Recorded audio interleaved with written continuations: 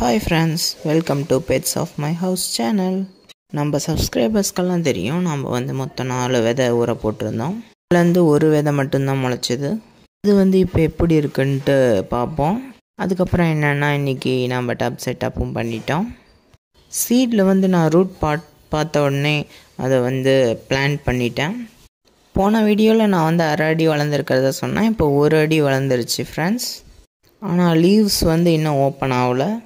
அதுக்குள்ளே ஒரு second leaf வெளியே வர்றதுக்கு முயற்சி பண்ணுது. என்னடா அது டப்பில் பைப்பெல்லாம் சருவி வச்சுருக்கானேன்னு நினைக்காதீங்க. இது நம்ம ஃபெர்டிலைசர்ஸ் போடுறதுக்கு யூஸ் ஆகும், அதாவது லிக்விட் ஃபெர்டிலைசர்.